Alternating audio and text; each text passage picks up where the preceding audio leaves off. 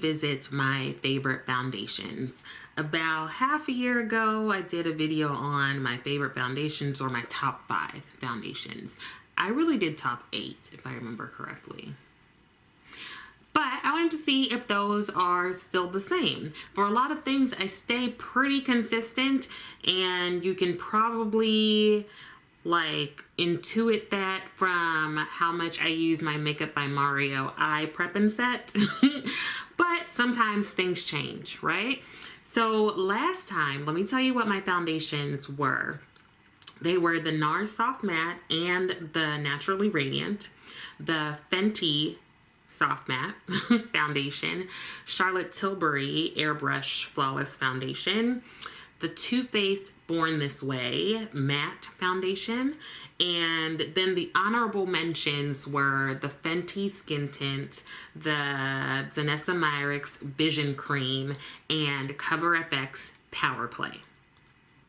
So my new list has some of the same and some new ones. So let me tell you about them. First one I'm going to tell you about is the Dior Backstage Face and Body Foundation. Now, this has become a favorite. Oh, I have it on today. Yeah, I have it on today. What I really like is that it stays on. It's pretty transfer resistant. It does kind of dry down to a matte finish, but as you can see, like, there's a bit of glow going on as my oils come through. So I really do like this foundation. I find that it's a good like work foundation, like an everyday one.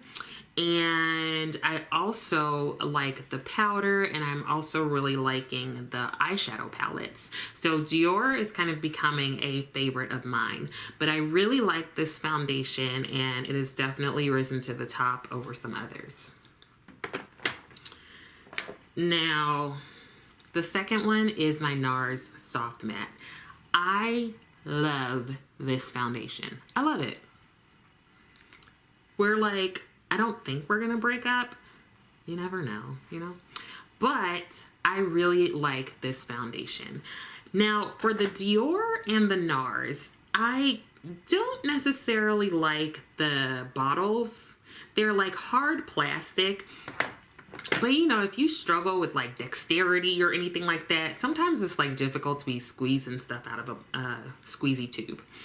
But what I like about this foundation, the Nars Soft Matte, is that it is really a soft matte. Like, I don't know how they do it. I don't know how they do it.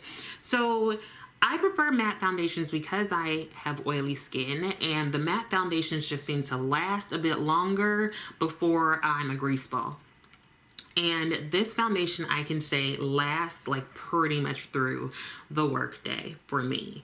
And it really gives a soft matte finish. So it's not the sort of matte that's gonna like dry your skin out like the Sahara Desert. It's just gonna be a matte, soft look. So I really, really like that. Now, the next one is one that I sort of like rediscovered. I guess you can't really rediscover stuff unless you're Columbus. So that is the Cover FX Power Play Foundation. This is another matte foundation, and this is one that was pretty popular several years ago. I did buy it when it initially came out, and then this is a repurchase, I don't know, second, third time. And I used this in a weekly shop my stash, I think last week or the week before or whatever. And I realized how much I really liked this foundation. So this one was like my love before the Nars. And now in like a head-to-head competition, I don't know, they might tie. They might tie. I don't like this squeezy tube either. So all my favorites are in packaging that I don't like. But I recall wearing this to my friend's wedding, and weddings are like all day, all week. And this stayed on from morning to night. Now, the makeup person said that they knew how to do makeup on dark-skinned people. they didn't. So I was so glad that I brought my own foundation, powder, concealer, eyeshadow, girl. Anyway, so this stayed on all day, and I was hot and like gross and stressed, and I was the maid of honor, so I had to do a speech that was amazing. Anyway, this foundation stayed on all day. Now, Fashion Fair is my next one. Their creme to powder foundation. And here it is. And it does have a little sponge in there. Now, this is one that, more so than all the others, this is relatively portable, right? Because it's in a compact. I really like how smoothly this goes on. I really like the color. I like that it's Fashion Fair and they're making a comeback. This is one, I don't know that it like lasts all day, but this is one that I would wear like on a weekend day or something just to like throw on. The coverage is like medium, and I would say maybe medium to build or to full, but I kind of stick with medium because I don't want to like cake too much on my face. But I have been really enjoying this powder this foundation.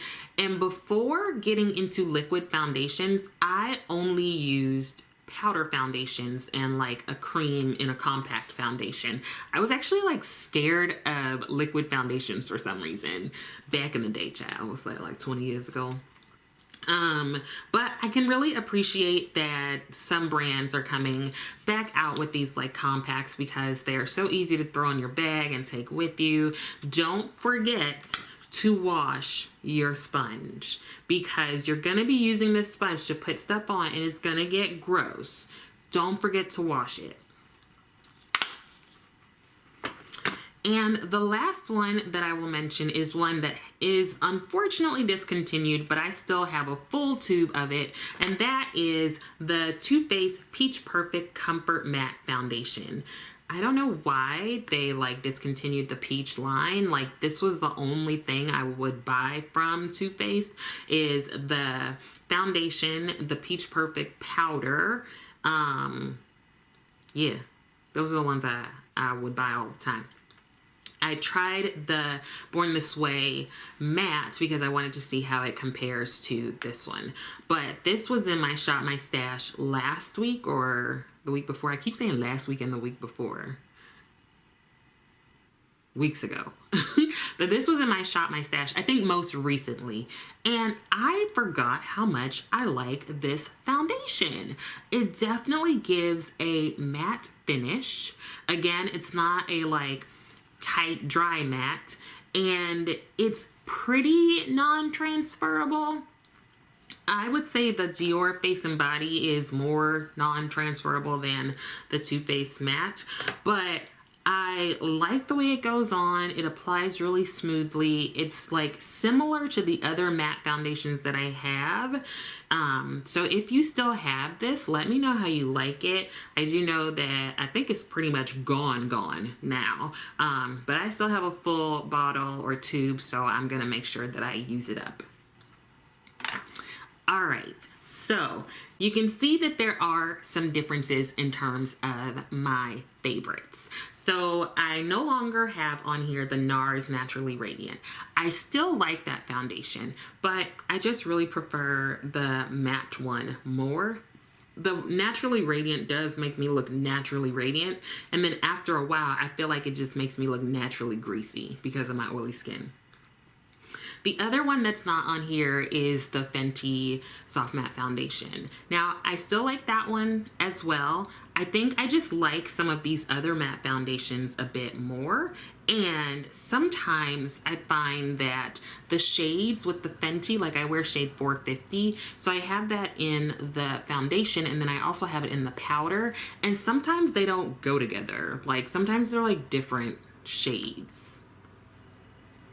But I still like it. It's just not on like the top of my favorites list. Now, one that I can say now that I probably hate, that's a strong word. I only have hate for one person. One that I can say I don't like as much anymore, and it's specifically because of the undertone, and that is the Charlotte Tilbury Flawless Foundation. Now, I love the finish of that foundation. It's another one that's like a soft matte. I remember wearing it and just feeling like I looked so good. I looked so good. I would love that foundation so much more if the undertones weren't orange or like bright red. I don't know who thought that was okay. Like, the undertones are terrible. So if they were to just fix that, I would love that foundation. But for now, I have to just get rid of it because I look like a stop sign or like a pumpkin or a combination of the two. So those are like, that one is one that I'm just not gonna wear anymore, okay? It's not a good look. And let's see, the Janessa Myrick's Vision Cream. So that is now a bit too deep since I've been working from home and inside and everything. The Vision Cream, the shade that I have, is a bit too deep, and it's just not my favorite. Like, it's super thick, and like all other Janessa Myrick's products, you only need like half a pea-sized drop, and that's all you need for your entire face. So I like it well enough, but I don't like it enough to like repurchase or purchase a new shade. Maybe when the like warmer months come back around, maybe I'll use it again, but for now it just doesn't match my skin tone very well, and it's just thick. And then the Fenty Skin Tint, it's one that is okay. Again, it's fine. And the reason it's probably not higher up on my list is because it's a skin tint.